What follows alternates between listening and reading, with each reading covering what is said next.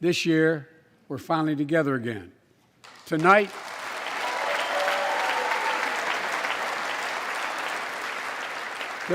we meet as Democrats, Republicans, and Independents, but most importantly, as Americans, with the duty to one another, to America, to the American people, to the Constitution, and an unwavering resolve that freedom will always triumph over tyranny. Hi, this is Noah Bierman. I cover the White House in Washington, and I'm going to talk about the State of the Union and give you a few takeaways.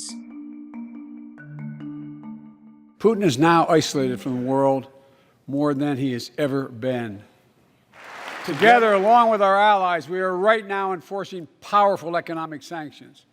We're cutting off Russia's largest banks from the international financial system, preventing Russia's central bank from defending the Russian ruble, making Putin's $630 billion war fund worthless. We're coming for your ill-begotten gains. And tonight, I'm announcing that we will join our allies in closing off American airspace to all Russian flights, further isolating Russia and adding additional squeeze on their economy. He has no idea what's coming. The first big one is that this was a quasi-wartime speech. And let me explain that, because obviously the United States is not at war.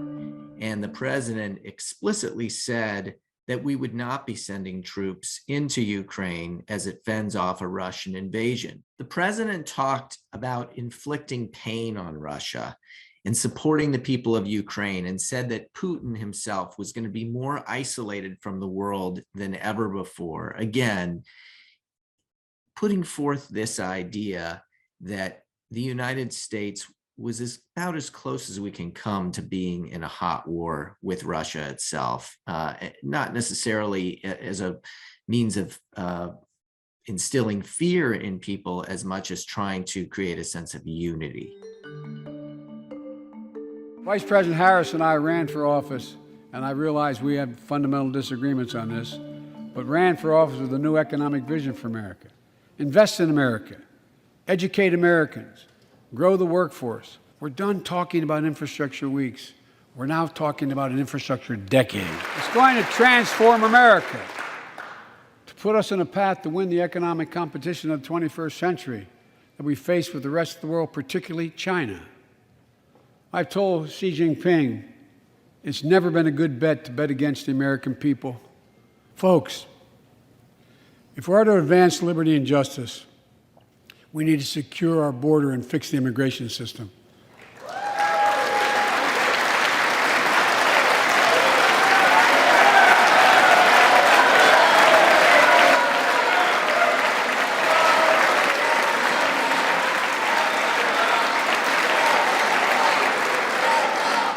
And as you might guess, I think we can do both. The number of calls for unity, there were a lot more lines to elicit Republican applause and standing ovations than a lot of State of the Union addresses have. This was, again, using this moment we have now of unity to bring the president's domestic agenda along. And you heard the president pivot away from some of the language of the left and toward more centrist and even Republican language in pitching his own plans. His environmental plan, for example, was pitched as a way to cut energy costs, something that would appeal more to conservatives. He talked a lot about plans to compete more with China as a geopolitical rival. He declared at one point that we agree on a lot more than we realize, pointing to the number of bills he signed that were bipartisan this year that sort of slipped under the radar. On immigration, he talked about securing the border as a means of, as a precursor to fixing the immigration system. Again, using the conservative language rather than the more liberal or progressive language to try to pitch his own plans. One way to fight inflation is to drive down wages and make Americans poorer. I think I have a better idea to fight inflation. Lower your costs, not your wages. That means make more cars and semiconductors in America, more infrastructure and innovation in America, more goods moving faster and cheaper in America, more jobs where you can earn a good living in America. Instead of relying on foreign supply chains, let's make it in America. Economists call this increasing the productive capacity of our economy. I call it building a better America. The third takeaway is actually a simple one that relates to the second one. He rebranded the Build Back Better plan, did not use that term at all, as something that sounds pretty much the same, Build a Better America, which was also sort of the subtext title of the speech itself. This is only important because it signals that he wants to keep pressing to pass this bill, but he's moving on from some of the earlier versions of the bill, which have been held up in a closely divided Senate.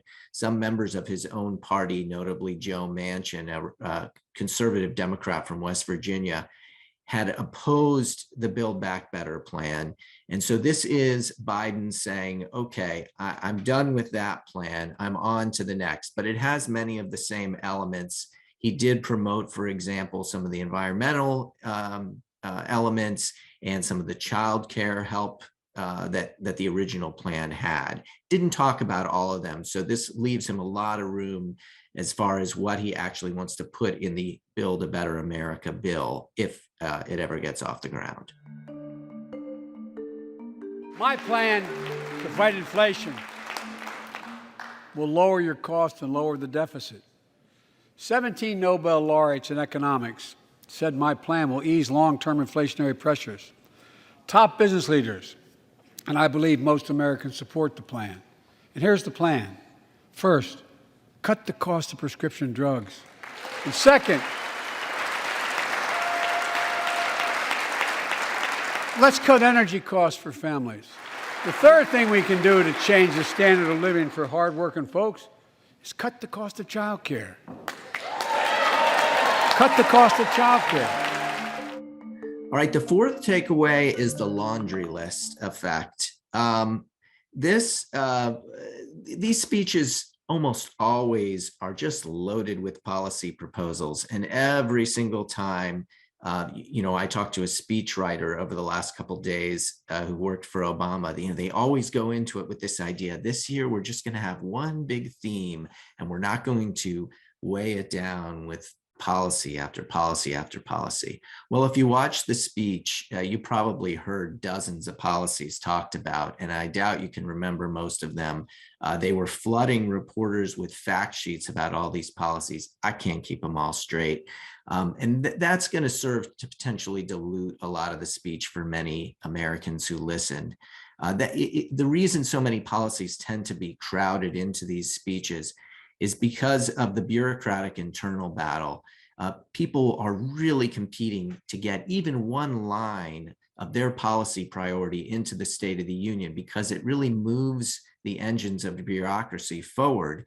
Even if they don't get a bill passed, they might get a little bit of momentum toward a bill. They might get a regulation changed.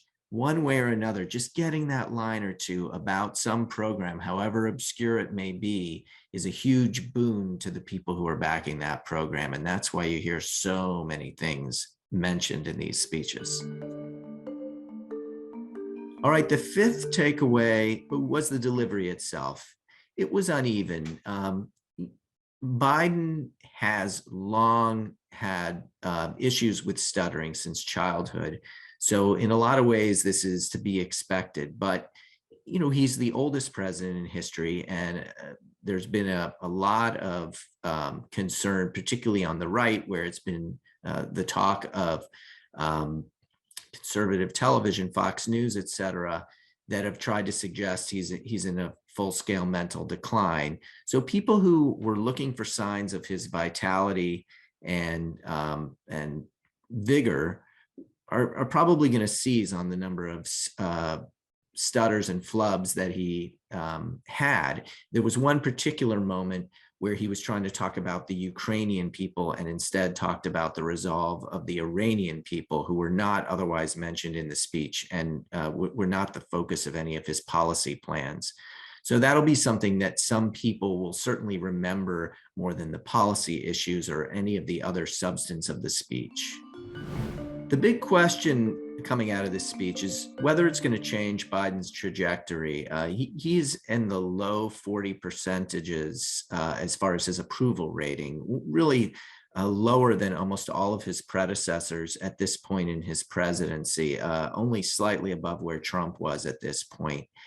And, the midterm elections are coming up, and Democrats are expecting to get creamed, but they're hoping that they won't. And so you saw a lot of attempts to sort of push Biden's agenda to where he and his advisors believe the country is, in hopes that they can reach everyday Americans and get a second look at what they've done so far and what they plan to do, and try to turn the tide and reverse the potential for this big wipeout in the midterm elections in November.